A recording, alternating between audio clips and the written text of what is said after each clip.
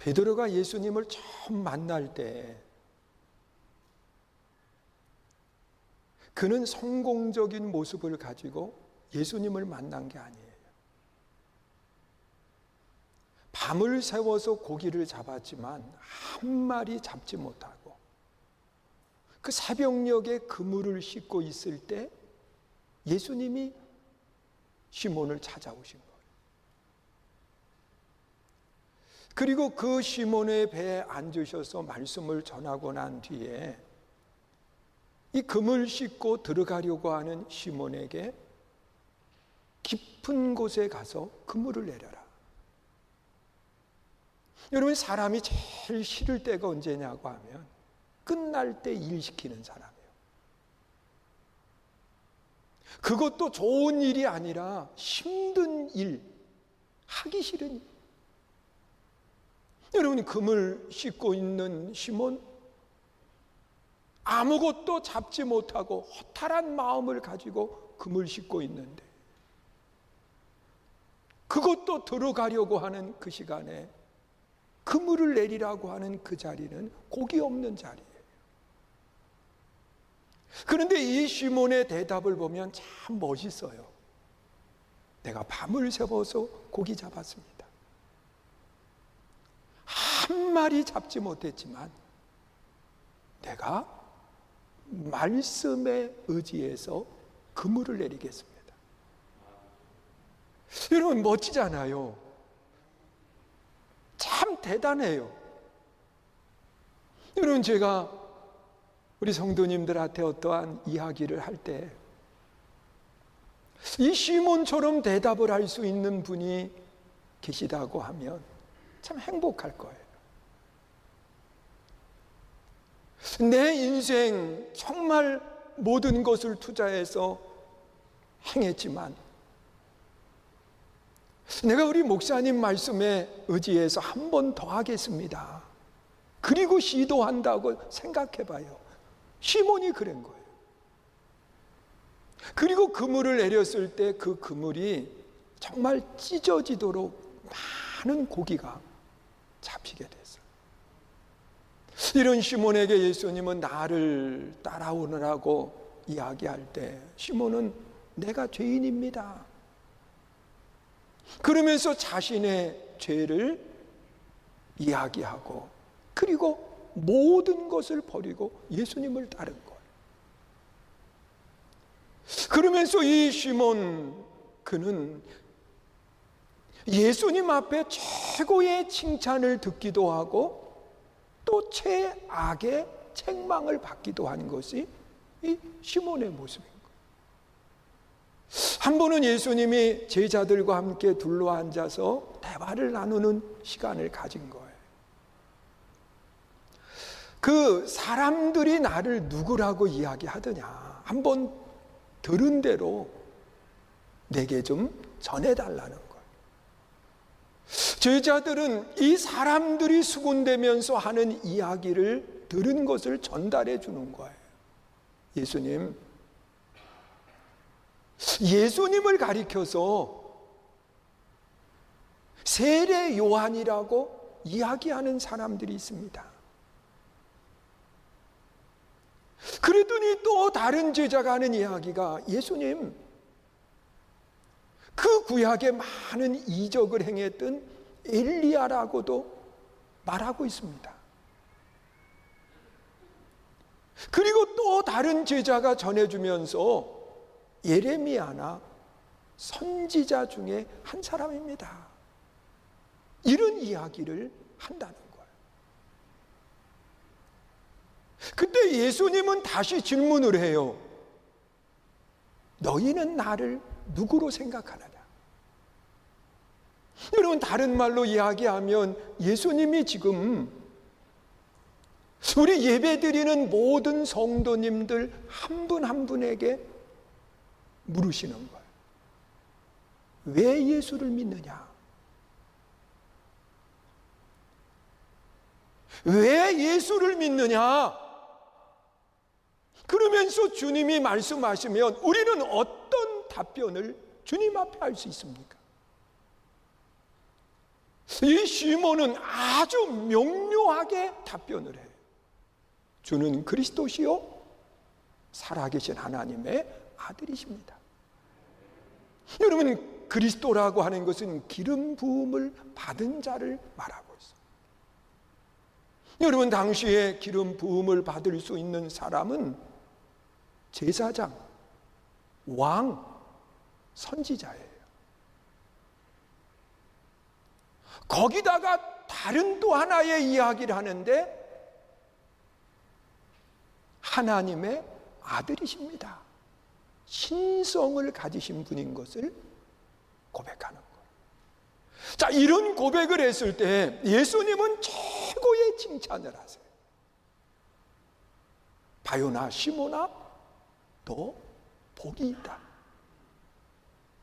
이것을 알게 하신 분은 하나님이신데, 이제부터는 내 이름을 시몬이라고 하지 말고 베드로라 하라. 내 위에 교회를 세우는데 음부의 권세가 이기지 못할 것이다. 그러면서 최고의 칭찬을 해주시는 거예요. 여러분, 시몬은 우쭐했을 거예요. 가슴이 벅찼을 거예요. 세상에 이런. 그리고 난 뒤에 예수님은 처음으로 십자가에 대한 이야기를 하시는 겁니다. 예수님이 장차 십자가에 달려 죽게 된다는 거예요. 여러분, 십자가 처형은 그 로마 국가의 불이익을 가한 이방 사람들에게만 허락된 처형 방법이었어요. 그런데 이런 십자가의 죽음을 예수님이 당하신다고 하니까 가장 먼저 이것에 대해서 이 일을 제기한 사람은 최고의 칭찬을 받았던 시몬이었어요. 예수님, 무슨 말씀을 하세요? 예수님이 십자가에 달려 죽으시다니요. 절대로 그럴 수 없습니다. 그러면서 예수님의 십자가를 가로막을 때 예수님은 그에게 최악의 책망을 해요. 사탄아, 물러가라. 여러분, 우리가 살면서 사탄이라고 하는 말을 듣는다고 하면 마음이 어떨 것 같아요? 뭐 그런 분은 있다고 그래요. 교회에서 은혜가 충만해서 집회를 갔는데 남편이 마음을 상하게 만드는 거예요. 그러니까 남편을 바라면서 사탄아, 물러가라. 그랬다가 시퍼렇게 됐잖아요. 내가 사탄이냐고, 내가 사탄. 근데 지금 시몬 베드로가 그 말을 들은 거예요.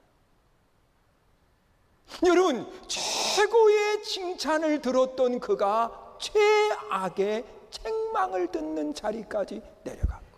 이게 시몬이에요. 여러분, 시몬은 여기서 끝나지 않아요. 예수님이 또다시 십자가에 달려 죽으실 것을 이야기할 때 그 제자들이 그 예수님이 하시는 말씀을 다 들었어요. 듣고 난 뒤에 여기 있는 모든 제자들을 바라보시면서 너희들이 다 나를 그때는 떠나갈 거다. 그 말을 들은 시몬은 또다시 예수님 앞에 이야기해요. 예수님, 여기 있는 다른 제자들은 예수님을 버리고 떠날 수 있지만 나는 아닙니다. 예수님은 그에게 닭이 뜨거운 울기 전에 내가 나를 3번 부인하고 떠나가게 된다. 그리고 난 뒤에 정말 가야바 법정에서 예수님이 십자가 판결을 받으실 때 시몬 베드로는 예수님을 3번씩이나 모른다고 부인하고 그 자리를 떠나가. 그리고 예수님이 십자가에 달려 죽으실 때에 시몬 베드로는 함께하지 못해요. 다른 제자들도 다 떠나요. 다만 요한이라고 하는 제자만 그 자리에 있을 때 예수님은 마리아를, 요한을 바라보면서 네 어머니라고 이야기하면서 부탁을 하는 모습을 찾아보게 돼요. 여러분, 떠나버린 그들을 부활의 예수님은 다시 찾아와 주셨고 이 시몬 베드로에게 3번 질문을 하는 거예요. 바요나, 요한의 아들 시몬아, 내가 여기 있는 다른 사람들보다 나를 더 사랑하느냐고 물어봐요. 근데 시몬 베드로는 근심하면서 내가 주님 사랑하는 거 주님 아시죠? 두 번째 다시 질문을 해요. 요한의 아들 시몬아, 내가 나를 사랑하느냐, 더 사랑하느냐고 묻지 않으시고 사랑하느냐고 물으세요. 그는 근심하면서 내가 주님 사랑하는 거 주님이 아시죠? 내 양을 치라고 말씀을 해요. 또다시 질문을 해요. 요한의 아들 시몬아, 내가 나를 사랑하느냐? 그는 근심 어린 마음을 가지고 3번째 답변을 합니다. 내가 사랑하는 거 주님 아시죠? 내 양을 먹이거라. 그러면서 그 사명을 맡겨주시는데 이 사명을 받은 베드로, 예수님은 그들이 바라보는 앞에서 승천을 하시고, 그리고 오순절 마가의 다락방에서 성령의 뜨거운 역사를 체험하고 난 뒤에 그의 삶에는 놀라운 변화가 일어나는 것. 복음을 전하다가 순교자의 길을 걸어갑니다. 이런 베드로가 오늘 우리들에게 구원에 이르는 믿음이 어떤 거고, 구원받은 성도들의 신앙이 어떠해야 될지에 대한 아주 분명한 말을 하고 있어요. 여러분, 구원에 이르는 것은 다른 것으로 되지 않는다는 거예요. 오직 믿음으로만 된다고 말하고 있어요. 여러분, 오늘 본문 7절에 기록되어 있는 말씀을 보세요. 함께 있습니다. 시작. 너의 믿음의 확실함은 불로 연단하여도 없어질 금보다 더 귀하여 예수 그리스도께서 나타나실 때 칭찬과 영광과 존귀를 얻게 할 것이다. 믿음이 뭐냐? 믿음이 뭐냐? 여러분, 아름다운 신앙의 믿음을 가진 사람,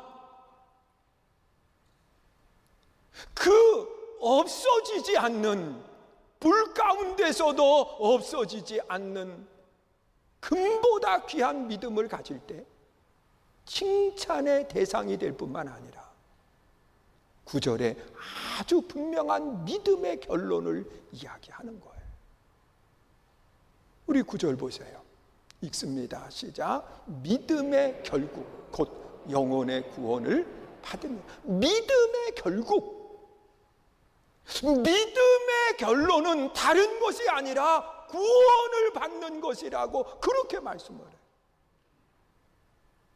그런데 우리가 무엇을 믿느냐? 이 베드로의 신앙의 모습을 통해서 우리가 깨닫는 것이, 우리의 믿음은 예수 그리스도를 믿는데 그 예수님이 어떤 분이냐고 하면 영원 전부터 영원까지 계시는 분이 예수님이라고 하는 사실을 믿는 거예요. 믿으세요? 예수님은 처음부터 영원까지 계시는 분. 그래서 예수님에 대해서 요한은 또 그런 고백을 합니다. 요한복음 1장 1절에 보면, 우리 보세요. 읽습니다. 태초에 하나님이 말씀, 이 말씀이 하나님과 함께 계셨으니 이 말씀은 곧 하나님이시라. 여러분, 태초에 누가 계셨느냐? 말씀이 계셨다는 거. 그 말씀이 하나님과 함께 계셨고, 그리고 또 이 말씀이 육신이 되어 우리 가운데 거하는 분이라고 말씀을 하고 있어요. 그분이 누구냐? 예수님이십니다. 여러분, 예수님은 태초부터 영원까지 계시는 분이라고 하는 사실을 우리가 믿어야 돼요. 그리고 또한 예수님이 어떤 분이냐? 그 성경 66권 전체에 기록되어 있는 하나님의 말씀, 하나님의 언약의 말씀을 온전히 이루신 분이 누구냐? 예수님이신 거예요. 여러분, 세상에 어떤 사람도 성경 그대로를 이루어지게 한 분은 없습니다. 그런데 예수님만이 그 성경 전체에 기록되어 있는 하나님의 언약의 말씀을 그대로 이루어질 수 있도록 한 분이 예수님이에요. 오늘도 하나님의 말씀을 들으면서 아하, 믿음이 이런 거로구나. 하나님의 말씀을 들으면서 아하, 성경을 이렇게 읽어야 되는구나. 여러분, 하나님의 말씀을 들을 때에는 다른 것 없어요. 집중해야 돼요. 할렐루야. 오늘도 우리 성도님들 이렇게 보면 저 위에 계신 분들도 이렇게 내려보시면서 말씀을 들으시고, 그리고 앞에 앉아 계신 분들은 눈을 들어서 말씀을 듣는데, 여러분, 사모하는 마음을 가지고 들을 때 그 말씀이 귀에 들려지고 신비에 새겨지게 돼요. 그래서 요한계시록 1장 3절에 보면 하나님의 말씀을 읽는 자, 하나님의 말씀을 듣는 자, 하나님의 말씀을 행하는 사람이 복이 있다, 그렇게 말씀을 합니다. 그리고 또한 이 하나님의 말씀을 읽고 듣고 난 뒤에는 무엇을 해야 되느냐? 아주 깊이 묵상하고 그 말씀의 뜻이 무언가를 찾아가는 거예요. 여러분, 하나님의 말씀을 묵상한다고 하는 것은 소가 그 음식을 먹고 난 뒤에 되새김질하는 것과 같은 거예요. 여러분, 이 소는 처음에 음식을 먹을 때는 소화되지 않게 그냥 먹어버려요. 그리고 이것을 다시 시간을 내어서 꺼집어내서 우물우물 하면서 계속 씹어요. 거기에 침도 섞이고, 그리고 거기에 소화가 될 수 있는 요소를 집어넣어서 위로 다시 보내는 것. 그러면 이것이 그 소의 몸을 지탱하게 하는 영양분이 나오게 되는 거예요. 여러분, 오늘 우리 신앙도 마찬가지예요. 하나님의 말씀을 읽어요, 하나님의 말씀을 들어요, 하나님의 말씀을 다시 묵상하면서 오늘 들은 말씀의 뜻이 뭘까 다시 한번 되새기는 거예요. 여러분, 저도 하나님의 말씀을 준비할 때 그냥 원고를 타이핑을 해요. 그리고 그 타이핑된 것을 다시 다 손으로 요약해서 써요.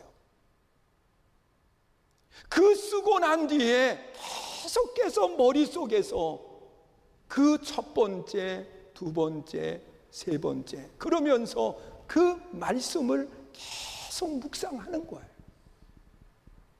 되새기는 거예요. 여러분, 그냥 하나님의 말씀이 기억된다고요? 착각하지 마요. 여러분, 타이핑했으면 그냥 머릿속에 다 남게 된다고요? 착각하지 마요. 그 말씀을 수없이 되새기고 묵상하는 거예요. 오늘 하나님의 말씀을 대하는 우리들의 신앙이 그와 같아요. 그리고 그 말씀을 묵상한 뒤에 그 말씀 하나하나를 꺼집어내서 내 삶에 적용해 살아가는 것. 여러분, 시몬 베드로는 구원에 이르는 것은 믿음이다 그랬어요. 그 믿음이 기록되어 있고 그 믿음에 대해서 알게 하시는 것이 뭐냐? 성경이에요. 그 성경을 대하는 우리들은 읽고 듣고 묵상하고 그리고 내 것으로 만드는 것. 자, 여기서 끝나면 안 되고 이 베드로의 그 결정적인 삶의 변화가 어디서 이루어지느냐고 하면 오순절 마가의 다락방에서 이루어지는 거예요.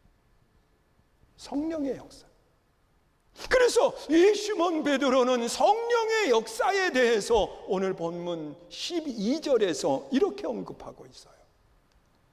우리 함께 보세요. 읽습니다. 시작. 이 섬긴 바가 자기를 위한 것이 아니요 너희를 위한 것임이 계시로 알게 되었으니 이것은 하늘로부터 보내신 성령을 힘입어 복음을 전하는 자들로 이제 너희에게 알린 것이요 천사들도 살펴보기를 원하는 것입니다. 여러분, 우리가 하나님의 말씀을 연구하고 묵상하고 그 말씀을 내 신비에 새겼으면 그 다음에 되었다 그러지 말고 그 다음에 성령의 충만을 받고 성령에 붙들린 아름다운 삶이 돼야 돼요. 여러분, 성령 받은 사람들이 섬기게 돼 있어요.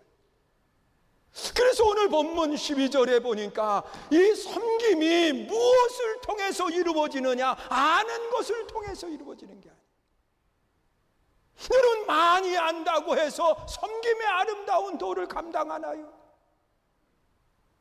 아니에요. 성령이 그 안에 역사할 때 우리는 섬기는 자의 신앙으로 나아가는 거예요. 오늘 제가 일부 예배를 마치고 서재실에서 밖을 이렇게 봤어요. 그랬더니 예배를 마치고 부지런히 뛰어가시는 분이 계세요. 버스를 운전하시는 권사님.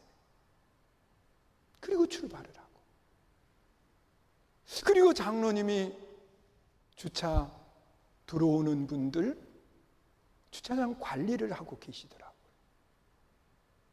근데 그 관리를 하시면서 어느 분은 그냥 뒤로 보내는데 어느 분은 안으로 차를 안내를 하는 거예요. 그래서 안에 들어오신 분이 누군가 유심히 보니까 그 차를 소방 그 노란 선 안에 파킹을 잠깐 세우시더니요 얼른 내리시더라고요. 그러더니 그 뒷좌석 반대 문을 열어드리니까 어머니가 아주 힘들게 나오시는 거예요.